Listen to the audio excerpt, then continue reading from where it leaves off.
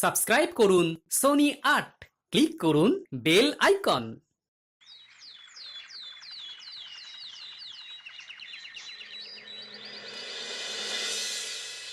বলি, শোন মা, এই জামাইকে বলে আমার খোকার একটা কাজ করিয়ে দে না রাজার কাছে। জামাইয়ের তো খুব হাত যশ। তোমার জামাইকে আমাদের মহারাজ খুব খুব ভালোবাসে, ওটা নিয়ে তুমি ভেবো না। হ্যাঁ, তা জামাই এখন কোথায়? হ্যাঁ, এ কোথায় এসে পড়লাম এ বাবা? এই ছোট মাছের দাম ৩ মোহর। তুমি তো রাজকর্মচারী গোপাল দাদা, মহারাজকে বলো যে বাজার এখন বেজার মুখে করতে হয়। কি আর করা যাবে দাদা, আমাদের অবস্থাও তো ততই বচো। আড়তদারকে এই ছোট ছোট মাছের জন্য ২ মোহর করে দিতে হয়। ১ মোহর করে লাভ না রাখলে আমরা খাবো কি? বাজারে তো আগুন লেগেছে। না, মহারাজকে এই ব্যাপারে কিছু বলতেই হবে। দেখুন বলে যদি কিছু সুরাহ হয়, মহারাজ তোমার কথা তো খুব মানে। দেখি আজই রাজসভায় কথাটা তুলবো। এখন চলি, ঘরে গিয়ে স্নান করে ৪টি ভাত গিলে রাজসভায় যেতে হবে।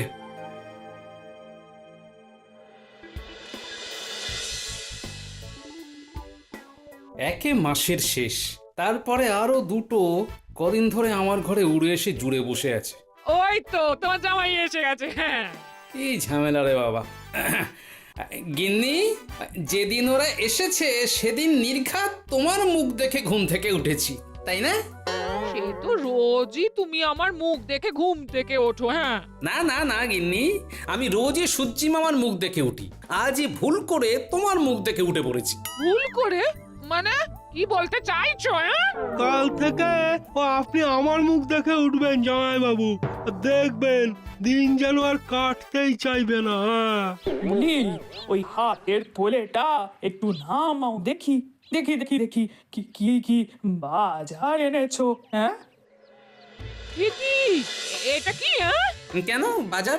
মাসের শেষের বাজার এইরকমই তো হয় গিন্নি। এই ৩টে সরু সরু মাছ, এই ৫টা আলু, ২টো সরু সরু বেগুন আর ৪টি শাক পাতা। হ্যাঁ, এটা বাজার? হ্যাঁ মা ঠাকুরন, এটাই বাজার, মাসের শেষের বাজার। তোমাকে আবার যেতে হবে। হ্যাঁ, কোথায়? বাজার।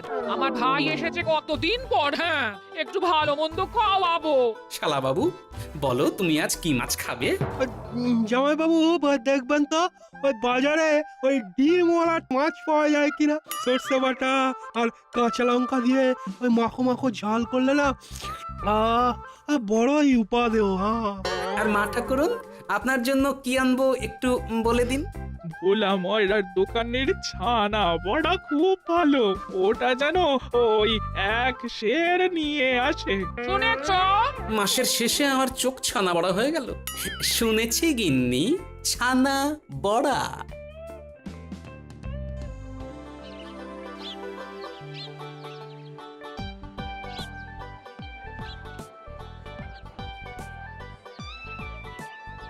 একি গোপাল দাদা, কিছু কি ভুলে গেছিলে?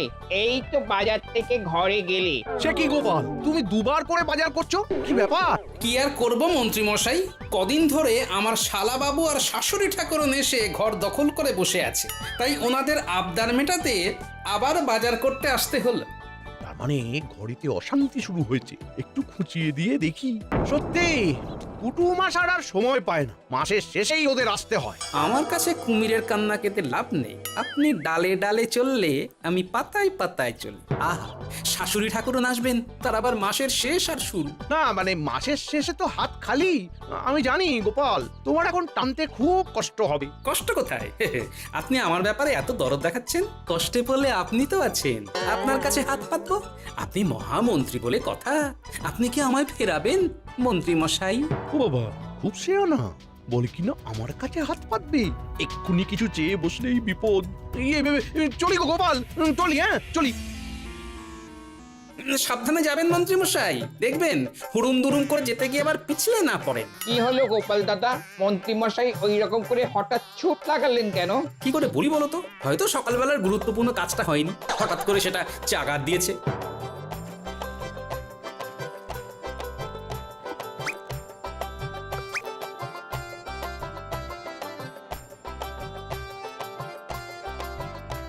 চলি গো।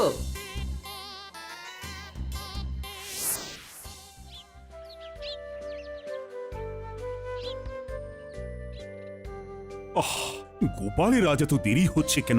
এবার থেকে গোপালের দেরি হবে মহারাজ। কেন কেন কেন দেরি হবে কেন? গোপালের বাড়িতে গোপালের শাশুড়ি শ্যালক কদিন ধরে এঁটুলির মতো বসে আছে। থলে ভর্তি বাজার করে বাড়ি নিয়ে গেল, তার রান্না হবে, তারপর তবিয়ত করে খাওয়া হবে। দেরি হবে না মহারাজ? না না না না, এ আমি বরদাস্ত করব না। সবাইকে সময় মতো আসতে হবে। রাজসভার একটা নিয়ম কানুন আছে। বটেই তো। শোনো মন্ত্রী, গোপালের আজকের দিনের বেতন কাটা যাবে। এই তো মহারাজ একদম সঠিক পথে যাচ্ছেন। মহারাজ, আমি আমি খুব লজ্জিত। এত দেরি হয়ে যাবে আমি ভাবিনি মহারাজ। মহারাজ, আমি আমি একটা অনুরোধ করতে পারি?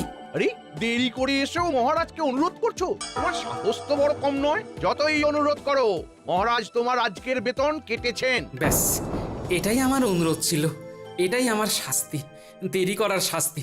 কেউ নিজে শাস্তি চায়, এ তোমাকে না দেখে বিশ্বাসই করতাম না। কি মন্ত্রীমশাই, কি ভেবেছিলেন গোপালকে শাস্তি দেবেন? মন্ত্রীমশাই, আপনি পাতায় পাতায় গেলে আমি তো জালক শিরায় শিরায় চলি।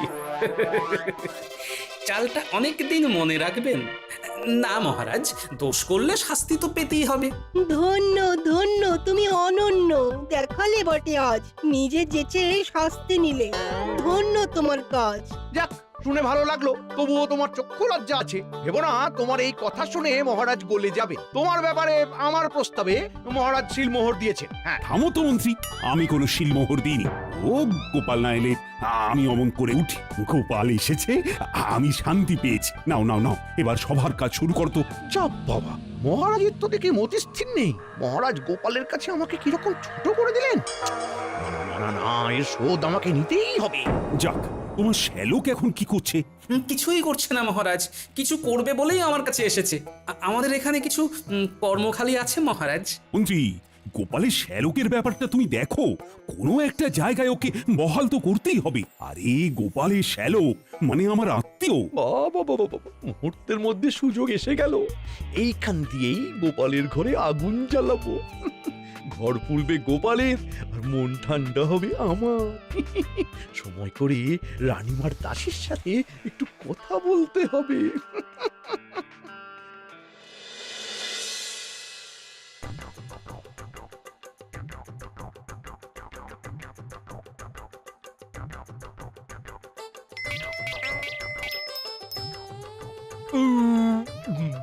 দিদি, মাছগুলো বেশ বড় ছিল।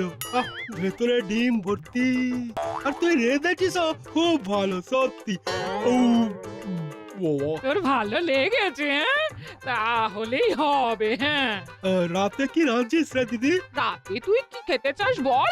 তোর জামাই বাবু এলে বাজারে পাঠাবো। হ্যাঁ, তাহলে কাজ কর, রাতে না ওই কচি পাঠার ওই পাতলা করে ঝোল কর, আর গরম ভাত। হ্যাঁ, একেবারে চরম লাগবে কিন্তু। হ্যাঁ, ঠিক আছে ঠিক আছে, তোর জামাই বাবু এলেই বাজারে পাঠাবো। হ্যাঁ, যাই একটু হেঁটে আসি।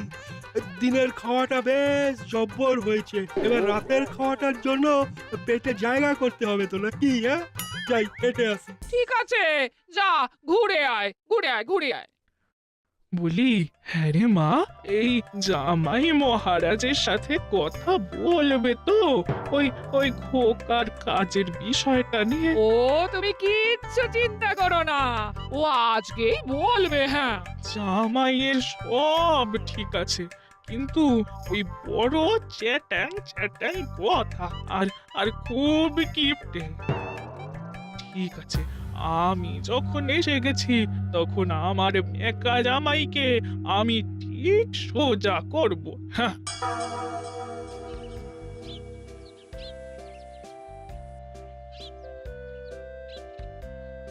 ভোলা, দাও দেখি এক সের সর ভাজা আর এক সের ছানা বড়া। হ্যাঁ,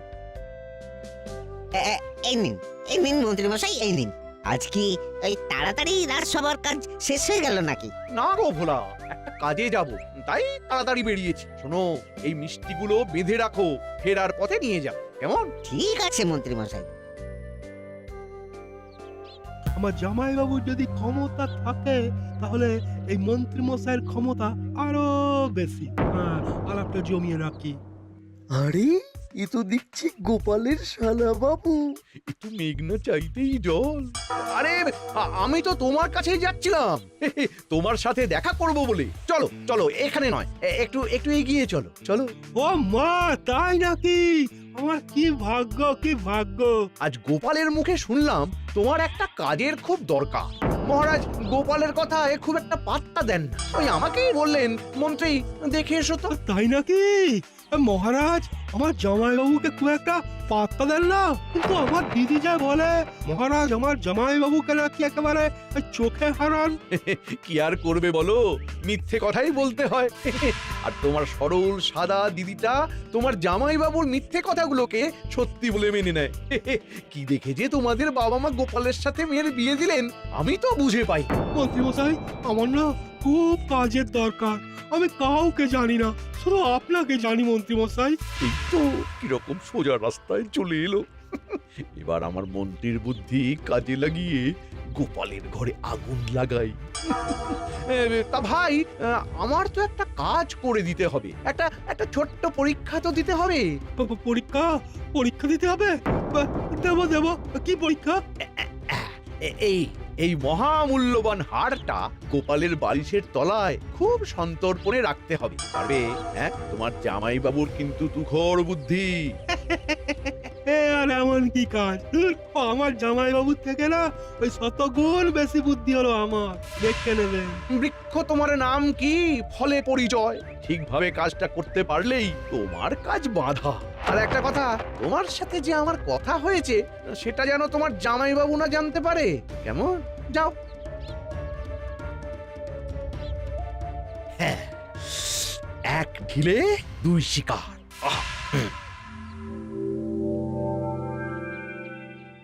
এই তো এখানেই রেখেছিলাম স্নানে যাওয়ার আগে। কোথায় গেল? কোথায় গেল? দাসী, দাসী! কি হয়েছে? কি হয়েছে রানীমা? কি কি হয়েছে? স্নানে যাওয়ার আগে আমি এখানে আমার চন্দ্রহারটা খুলে রেখে গিয়েছিলাম, এখন পাচ্ছি না। সে কি রানীমা? কোথায় গেল? আপনি ঠিক জানেন আপনি এইখানেই রেখেছিলেন। আমার যে কি হয়েছে, কোথায় কি রাখছি কিছুই মনে রাখতে পারছি না। আচ্ছা আচ্ছা দাসী, আমি কি পাগল হয়ে যাচ্ছি? আহ, কি কি হলো রানী? এত কান্নাকাটি করছো কেন? মহারাজ, মহারাজ, আমার এই বাড়ির জন্মদিনে যে চন্দ্রহারটা আপনি দিয়েছিলেন সেটা পাচ্ছি না মহারাজ। হ্যাঁ, পাচ্ছ না মানে? কোথায় রেখেছো? সেটাই তো মনে করতে পারছি না। আমার যে কি হলো কিছুই বুঝতে পারছি না মহারাজ।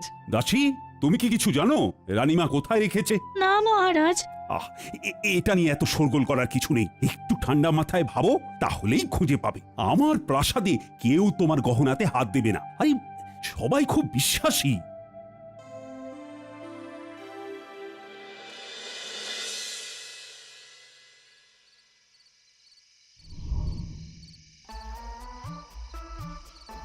জামাইবাবু, আজ খুব ভালো খেলাম বুঝলেন।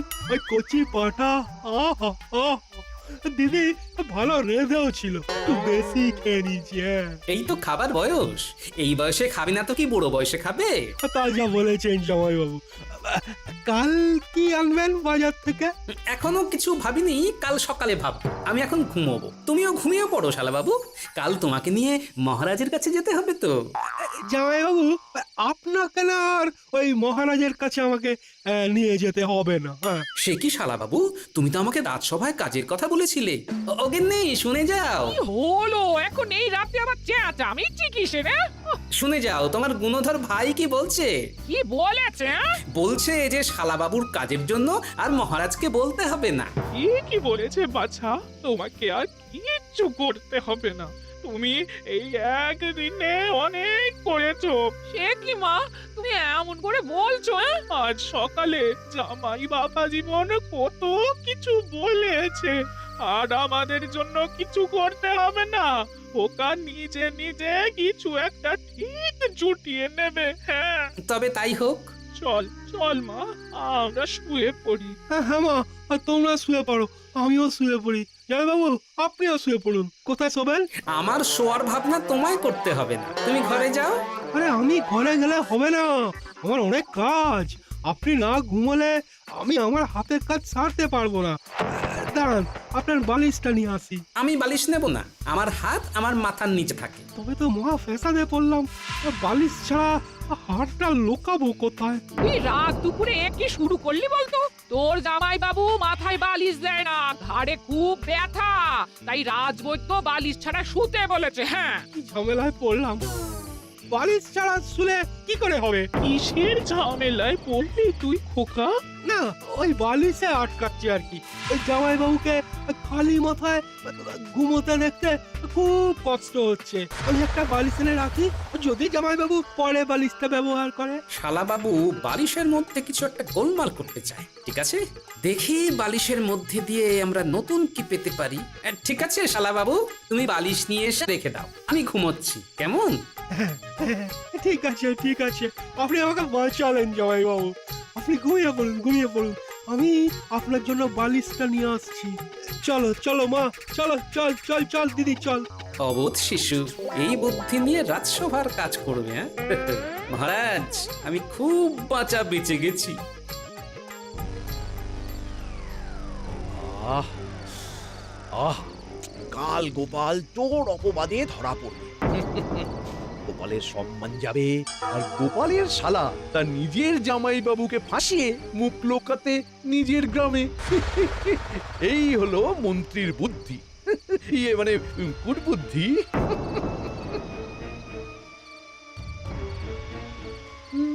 কেউ আসছে বলে মনে হচ্ছে। কে আসছে এত রাতে? নিচে নামি।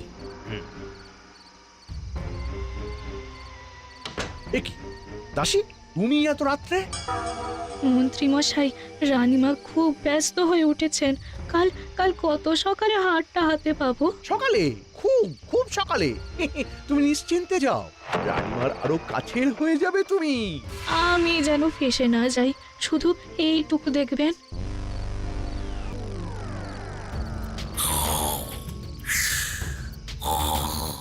বাবা, জামাইবাবু আমার একেবারে ঘুমিয়ে কাঁদা। আমার কাজ শেষ, মন্ত্রীমশাই খুব খুশি হবেন। আচ্ছা আচ্ছা, লোক আমার বুদ্ধির কাছে হেরে যায়, আর শালাবাবু এসেছে আমাকে বুদ্ধিতে হারাতে। দেখি তো বালিশে কি আছে। কি যেন একটা ঠেকলো। আরে এ তো সোনার হার, রানীমার গলায় এটা দেখেছি। বুঝলাম, মন্ত্রী এই আকারটাকে দিয়ে আমাকে ফাঁসাতে চাইছে। যত দিন যাচ্ছে মন্ত্রীমশাই কেমন শিশু হয়ে যাচ্ছে। কি আর করা যাবে, চলো গোপাল রাজপ্রাসাদে, একটা ফয়সালা তো করতেই হবে।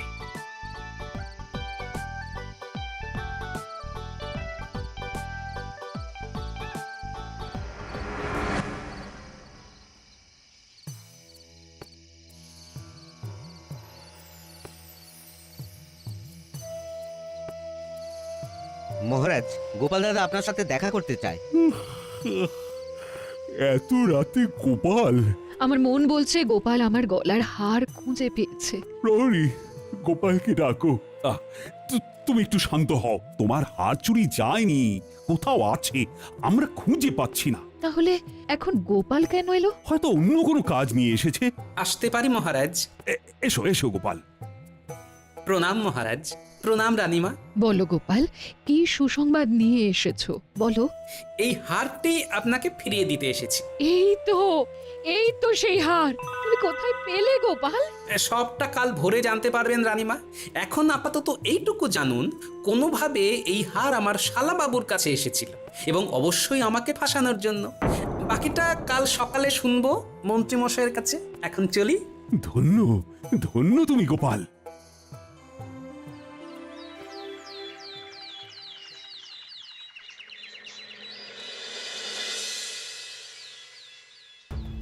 এবার তুমি বলো তো, কি থেকে কি হলো সবটা?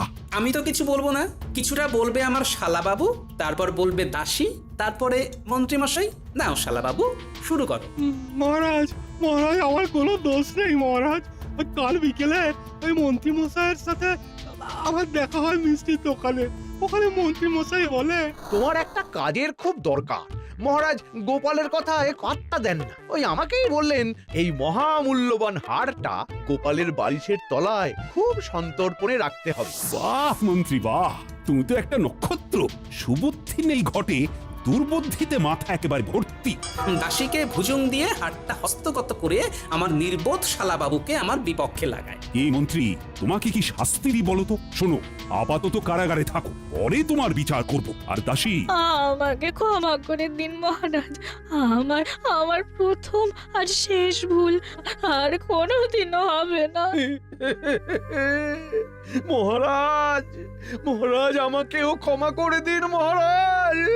প্রহরী নিয়ে যাও, আমি এই মন্ত্রীর মুখ দেখতে চাইছি না।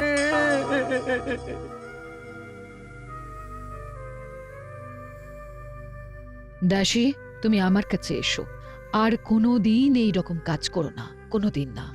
কথা দিলাম রানীমা। গোপাল, তোমার কোনো চাইবার নেই? আছে মহারাজ, শালাবাবুর একটা কাজ।